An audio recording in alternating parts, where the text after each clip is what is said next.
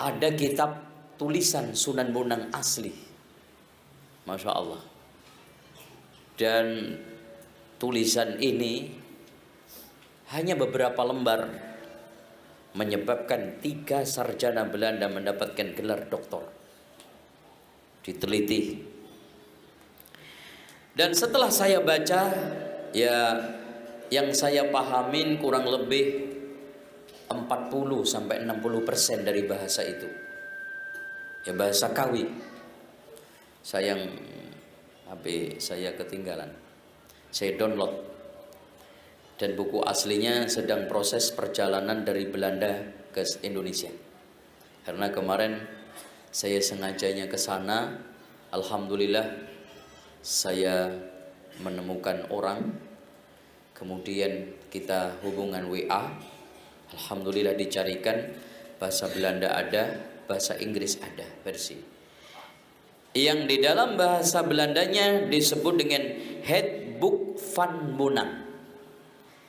Kemudian diterjemahkan di dalam bahasa Latin Kawi dengan Primbon 1 Sunan Bonang, Primbon Bonang 1, Primbon Bonang 2. Yang lebih mengagetkan kita, ternyata hadirin sekalian, pemahaman Sunan Bonang sungguh sangat dalam tentang ahli sunnah wal jamaah. Kaget. Kalau antum baca fakta buku dari Handboek van Bonang, sulit untuk kita menceritakan tentang buah kolang-kaling kita sandarkan kepada Sunan Bonang. Apalagi jalan di sungai tidak tenggelam, terus kemudian tongkatnya ditancapkan ke tanah, dicabut keluar air, mata air yang segar.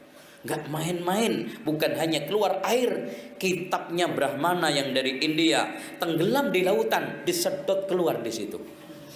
Yang lebih hebat lagi, kitabnya pun nggak basah. Coba bayangkan. Tuh. Ini fakta. Ya. Yang juga tidak kalah hebatnya, Pak, penguasaan Sunan Bonang terhadap kitab-kitab Arab sungguh sangat fasih. Makanya Profesor Dr. Drewes mengatakan penulis kitab ini adalah orang yang sangat fasih dan lancar bicara bahasa Arab. Walaupun bukan ulama, minimal bukan orang biasa. Ya. Apalagi Pak, di dalam kerupak Ferrara yang ditemukan di Italia, itu isinya menyoal tentang ajaran Wali Songo dan kesesatan Ma'rifat Syekh Siti Jenar yang diputuskan pada Sarasehan. Sarasehan itu semacam muktamar yang dihadiri oleh wali-wali, yang ketika itu adalah 8. Di sana kita temukan daftar pustakanya tidak main-main. Di antaranya adalah Raudhatut Thalibin karya Imam An-Nawawi, dan yang lebih hebat lagi, rujukan untuk mengambil sunnah-sunnah Nabi rata-rata mengambil Syarhus Sunnah karya Imam Al-Baghawi. Masya Allah. Jadi para wali itu sudah kenal kitab-kitab itu, Pak. Ya, kalau zaman dulu kan untuk cari kitab gitu kan susah. Di dalam Handboek van Bonang dijelaskan, Sunan Bonang mentahdir, menjelaskan akar bid'ah itu ada 12. Masya Allah, Pak. Beliau menjelaskan tentang Mu'tazilah, Batiniyah. Masya Allah. Kaget antum. Yang selama ini kayaknya kesannya main wayang, main gong gitu. Iya kan? Yang lebih hebat lagi, di akhir daripada wejangan Sunan Bonang, di dalam kitab Handboek van Bonang, beliau mengatakan mitronisun sami-sami niro muslim. Karena siro-siro muslim sesamio, itu apa? Tolong menolong, itu bahasa nanti. Ya, tolong menolong anyegao bid'ah lan dolalah. Masya Allah. Jadi kita sesama muslim harus tolong menolong di dalam melarang bid'ah dan dolalah. Tag jelas. Nanti antum kalau mau anak kirimin lewat WA. Itu. Tapi nggak tahu bisa baca nggak? Ya. Karena bahasa kawinnya pertengahan. Saya itu membaca satu persatu itu karena harus mempelajari bahasa kawi satu persatu. Alhamdulillahnya Allah itu memang kadang memenangkan agama itu walaupun dengan penjahat termasuk orang kafir.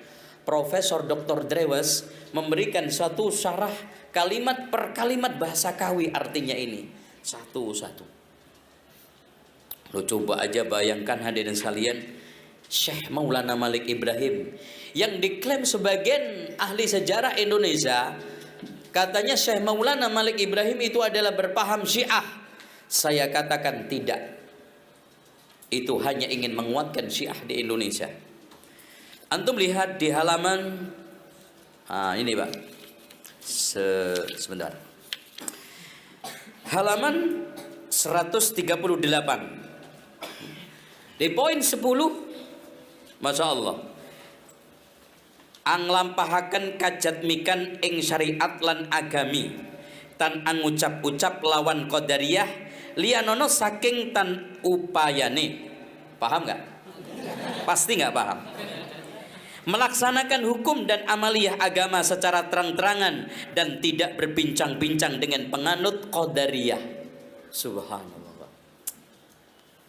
Jadi yang anti bid'ah itu bukan kita aja. Kemarin ketika saya umroh dan bedah buku di Jamiah Islam Madinah, dihadiri oleh mahasiswa S1, S2, S3, alhamdulillah. Habis itu ada yang minat disertasinya nanti tentang Wali Songo. Masya Allah, alhamdulillah. Dan salah satu kandidat doktor akan mengangkat tentang ajaran Wali Songo. Ini ada komunikasi terus dan beliau minta keropak Ferrara. Udah saya fotokopikan. Itu asli. Makanya saya bisa tegaskan Wali Songo itu ada otentik dengan dasar keropak Ferrara. Nah, saya tegaskan di tengah mereka ada yang kaget. Wali Songo terutama generasi awal adalah salafi. Loh, kaget. Salafi. Dalilnya, ayo kita lihat di buku. Masya Allah. Antum lihat halaman 342. Coba buka bukunya. Kalau nggak punya buku, buka kopiahnya. Ini sudah saya terjemahkan. Artinya sudah saya ambil terjemahannya, asli bahasa Sangsekerta Jawa kawinya tidak saya turunkan, ya. Jangan ragu dan jangan terkacaukan oleh pengetahuan yang sesat dan kafir, karena Rasulullah telah bersabda dalam hadis qudsi, besok jika telah mendekati akhir zaman, banyak para ulama dan orang soleh akan menjadi beku. Mereka berganti dengan bid'ah yang berlebihan, yang merongrong agama Islam. Banyak kata-katanya yang salah, sesat dan kufur. Mereka akan berbaur dan menjangkiti orang-orang mukmin. Tidaklah kekal dunia ini, maka hendaklah diketahui bahwa menjelang kiamat akan banyak yang meninggalkan agama Islam ini. Sedikit yang sempurna yang tetap dalam Islamnya. Banyak yang Islam lalu menjadi munafik, menjadi Yahudi, menjadi seperti iblis, dan ada yang menjadi sesat atau syirik, ada yang menjadi kufur dan kafir. Mas, kira-kira antum berani mengatakan Wali Songo sufi? Masya Allah. Kira-kira apalagi syariahnya. Dalam bidang syariah antum lihat lembaran berikutnya 343, bagaimana tingkah laku melaksanakan perintah Allah yang baik dan yang perlu yang terkecuali bagi semua orang dari perbuatan lahiriah seperti sholat 5 waktu sehari semalam, puasa pada bulan Ramadan, membayar zakat sesuai dengan kemampuan bagi yang punya uang. Kalau toh disimpan ataupun dipakai sebagai modal, harus dibayar zakatnya secara jujur, dan dana jangan diselewengkan. Jangan berdagang dengan alat-alat musik sebab itu haram. Masya Allah. Masuk mas, ada wali main gamelan ya. Jangan berdagang dengan alat-alat musik sebab itu haram, dan lakukan derma, sedekah, pergi haji, perang sabil, mandi dan mandi jinabat, membaca Al-Qur'an, melaksanakan sholat, menjauhi perbuatan-perbuatan mesum, pergi ke masjid dan ikut berkumpul dengan orang banyak untuk melaksanakan sholat Jumat. Wah, apalagi mas? Berikut ini amalia yang harus dilaksanakan dan yang harus dihindari.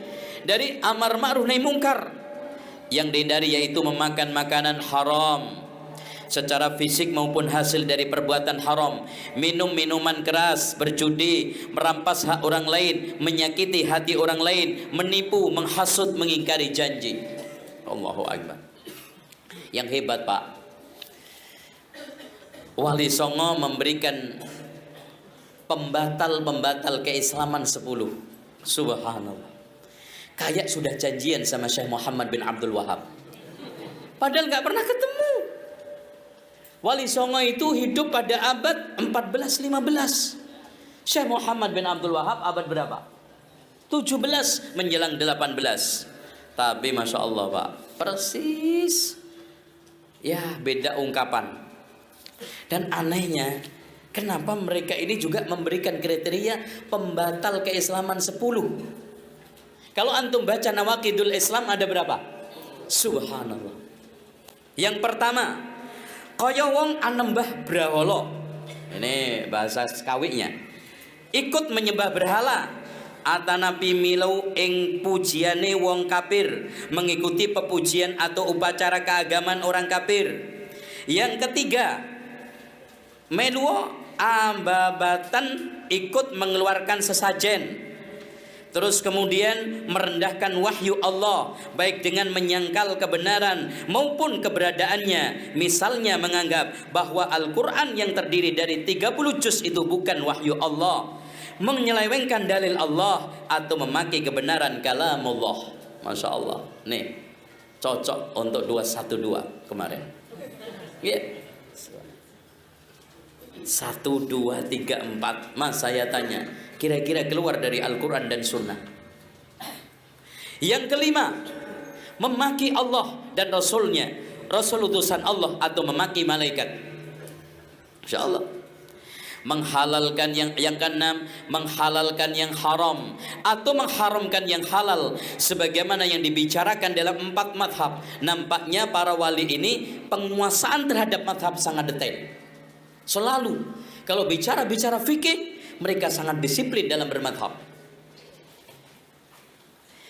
Dan yang ketujuh, menganggap sunnah hal yang wajib, menganggap wajib hal yang sunnah, dalam pandangan Wali Songo adalah pembatal keislaman. Yang ke-8, mengaku sebagai nabi atau rasul setelah Nabi Muhammad. Hal ini termasuk meyakini atau bahkan mengikuti orang yang mengaku sebagai nabi setelah beliau, yaitu Rasulullah, atau mengaku bahwa sabda nabi itu miliknya. Semua perbuatan itu membawa kepada kekafiran. Yang 9, menuduh kafir terhadap saudaranya yang muslim, sementara itu tidak terbukti, akan menanggung dosa fitnah, menjadi kafir sendiri. Subhanallah. Man qala li akhihi ya kafir, apa kata Rasulullah? Faqad ba'a biha ahaduhuma. Nomor 10, senang apabila dikatakan kafir, dianggap kafir, atau berpikir sebagai orang kafir, atau membantu semua perbuatan orang kafir. Antum coba nanti ambil Nawaqidul Islam milik Syekh Muhammad bin Abdul Wahab, samakan. Terus yang lebih hebat Pak, setelah itu Wali Songo membuat satu kriteria perbuatan dan ucapan yang bisa menjadi kafir, 44 poin.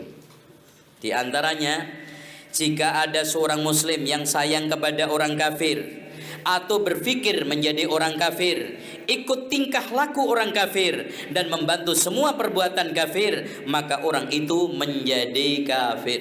Itu sampai 40, Pak. Ini kalau dituduh Wahabi, Wali Songo semua Wahabi nih, Pak. Masya Allah. Dan ini nggak bisa diingkari oleh siapapun, karena ini fakta. Buku, ya ikhwah sekalian, nanti antum bisa membaca rilis, ya kira-kiranya bukunya macam daun lontar atau rontal seperti ini. Kenapa dikatakan keropak? Karena lontar atau rontal itu dalam bahasa Italianya adalah keropak. Nah, buku yang terdiri dari daun lontar atau rontal dalam bahasa Italianya keropak ditemukan di perpustakaan Arestia, tepatnya di daerah Ferrara, Italia. Makanya dikatakan keropak Ferrara. Nah, itu. Dan tidak banyak, terdiri dari 23 lembar. Tapi Masya Allah, Pak, Profesor Dr. Drewes ini membedah ini juga kemeringet, ya, karena buku ini dari perpustakaan Italia tadi dicarikan penerjemah, seluruh orang Jawa nggak ada yang bisa. Loh, aneh kan? Ketemunya malah di Belanda. Dan asli orang Belanda, tapi memang dari sejak muda sampai tua menekuni bahasa Sangsekerta, bahasa Jawa dan sejarah Jawa. Itu. Dan yang menarik di dalam daftar pustaka buku ini itu di sini ada rujukan-rujukan yang sangat Masya Allah, ya. Yang membuat saya juga kaget-kaget. Ternyata ada Raudhatul Talibin, ada Syarhus Sunnah, ada kitab-kitab yang kita kaji. Tuh. Nah, kalau antum melihat halaman 328, disinilah teks perdebatan Wali Songo versi Keropak Ferrara. Jadi nampaknya ini adalah sarasean dialog antara Wali Songo dengan Siti Jenar, mendudukkan tuduhan apa benar Siti Jenar itu terpengaruh dengan pemikiran wahdatul wujud. Setelah klarifikasi dialog, betul bahwa Siti Jenar terkena pemikiran manunggaling kawula Gusti yang sebagian akar daripada apa? Pemikiran Syiah. Alhamdulillahi Rabbil Alamin.